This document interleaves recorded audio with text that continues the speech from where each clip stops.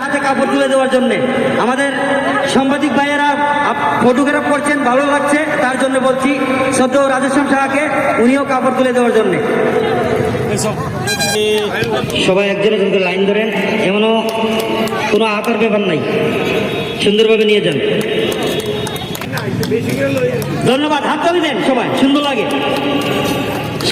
শারদীয় এই দুর্গাপুজো উপলক্ষে এই আছে মাদের কাছে, ভাইদের কাছে, সবাই লাইনে দাঁড়ান, একজন একজন করে আসবেন, সবাই লাইনে দাঁড়ান, লাইনে দাঁড়ান, হ্যাঁ লাইনে।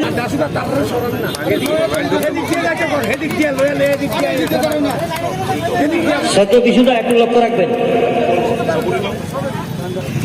সবাই একটু জোরে হাতে তালি দিয়ে আনন্দ, আনন্দ, এটাই হলো আনন্দ, কাপড় পরে জিনিসটা আনন্দ।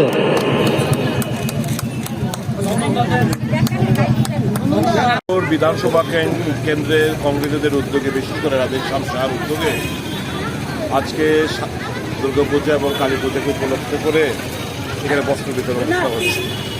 আমার আমন্ত্রণ জানানো হয়েছিল এই বস্ত্র বিতরণ অনুষ্ঠানে উপস্থিত থাকার জন্য। সুন্দর একটি অনুষ্ঠান উপহার দিয়েছেন, দুস্থ পরিবারদের মধ্যে বস্ত্র বিতরণ করছেন। দারুণভাবে আমরা আপ্লুত, কারণ আনন্দটা সবাই ভাগ করে নিতে চাই। কেউ আনন্দে থাকবে, কেউ নিরানন্দ থাকবে, সেরকমটা যেন না হয়। সমাজের প্রত্যেকটি অংশের মানুষকে সঙ্গে নিয়ে আমাদের এগিয়ে যেতে হবে এবং এই সুন্দর একটি অনুষ্ঠান উপহার দেওয়ার জন্য রাজেশ্যাম সাহাকে অনেক অনেক ধন্যবাদ।